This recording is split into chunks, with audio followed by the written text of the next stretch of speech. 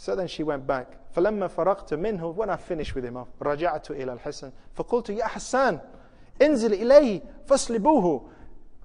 Go down and finish him off, meaning go and get his, his weapons, and he's a warrior. Go and get his weapons and things. This is the spoils of war. And I do it myself, but I'm a woman, she says to him. And what does he say? He says, I don't need it. He says, قال ما لي بسلبه من حاجة. I don't have any need for his thing. So he just left her.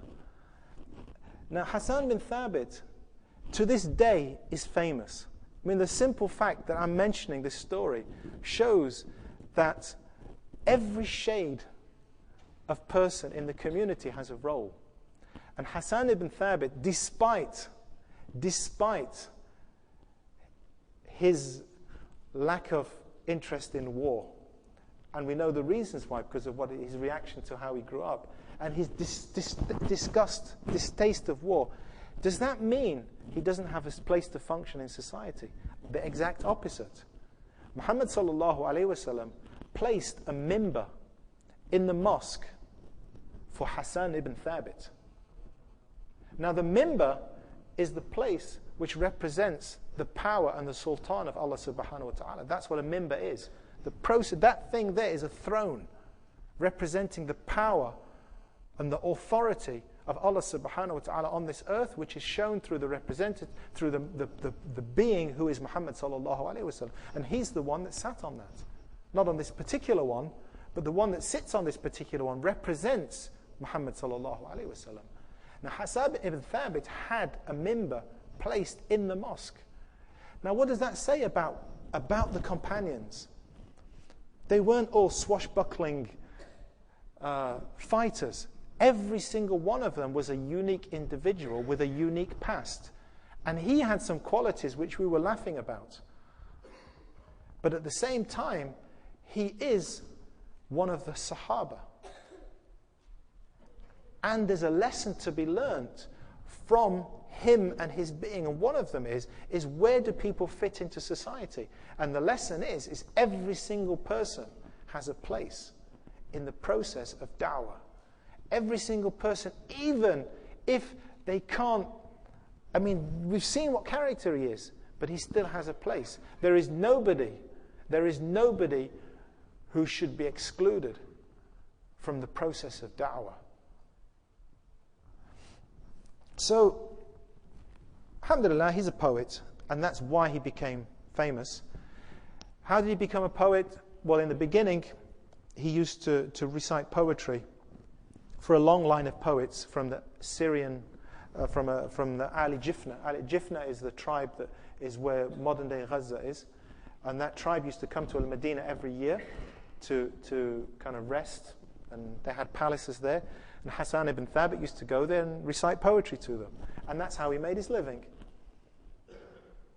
It's like kind of early version of The Sun, or one of these magazines that kind of pamper to what's powerful and important.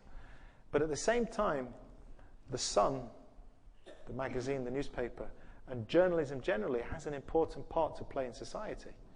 Because when The Sun changes from Labour to Conservative, or Conservative to Labour, usually the electorate will follow. Now again, that shows where Hassan ibn Thabit was before Islam and where he was after Islam. And there's a lesson in that about how do we function within da'wah? How do we function within the media? How do we function within poetry? How do we function within culture? How do we function within literature? And all of these things are raised by the question of who he was before Islam and who he was after. That's how he made his money. That's how he made his living. That's who he was as a person. But when he took to Islam, all of that changed. He was the greatest and the best of the poets of Khazraj. In fact, the best of the poets of Medina.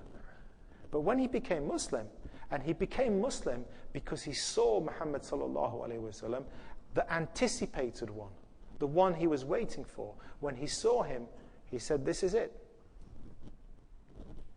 And what did his fellow poets say?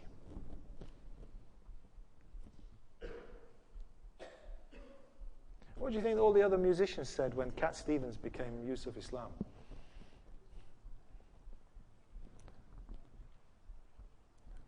What do people say when people embrace Islam from outside of Islam and they come in and they had artistic or skillful ability? Who scored the most goals? Anelka this year. Oh, he can't play football anymore. If he becomes Muslim, khalas, that's the end of his ability. That's what they say. And they said the same thing to Hassan ibn Thabit. But what actually happened is important, because they said, La nashi'ruka ya Hassan. Your poetry will become soft, literally. If you translate it literally, your poetry is going to turn soft now. Now you're Muslim, khalas, you're not really a man anymore. Your skills. Now, how many of us, when we come to the deen, are challenged by where we're going? Thinking about where do my creative skills fit into this? Because is there a place for a poet in Islam? Is there a place for an artist in Islam? Can we have artists in Islam? Can we have musicians in Islam? Can we have poets in Islam? Can we have footballers in Islam? Do any of these people do they function in society? Just go back to Hassan ibn Thabit first. He said, it's true, my poetry is probably going to come to an end. It's an interesting answer he gave. And he explained why. He says, because this man, he's come to bring truth and stop lies. He's a poet. And his answer to this thing about his attack, they said that your poetry is going to become soft, he says it's true. Why? Because poetry, media, all of the sort of things were built on lies. But what I'm coming to is better than that, because it's built on truth. And yes, you're probably right. However, that's not the end of the story, because eventually he has a mimbar in the mosque. So that's not the end of the story. It doesn't mean you have to give up your creative ability. It doesn't mean that you have to stop being who you are when you become Muslim. You don't have to take on a new name, new identity, and new persona. A lot of the time, you can stay with your skills, but you need to direct them towards truth as opposed to using them for falsehood. And that's the lesson of what happened with his poetry. Because what happened is that Muhammad sallallahu alaihi wasallam called him to increase his poetry. What did Muhammad sallallahu alaihi wasallam say about poetry? Anybody know? Marhaba. Inna fi shi'r la hikmah. Surely in poetry there is wisdom. Surely in poetry there is wisdom. And then somebody asked Muhammad sallallahu alaihi wasallam,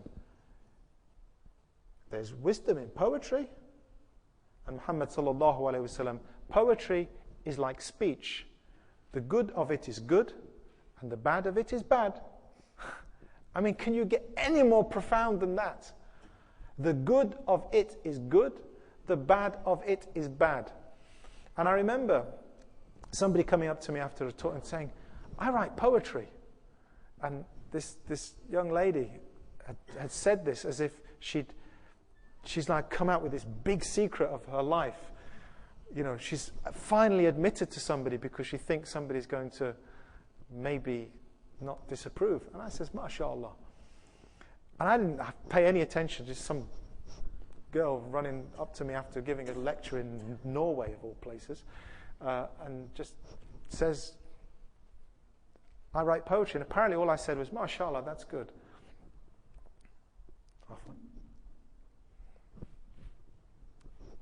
CNN has moved away. Right, and some months, years later, she wrote to me and says, I don't suppose you remember me, but you changed my life. I thought, what did I do? Apparently all I said was, MashaAllah, and that MashaAllah changed her life, apparently. Anyway.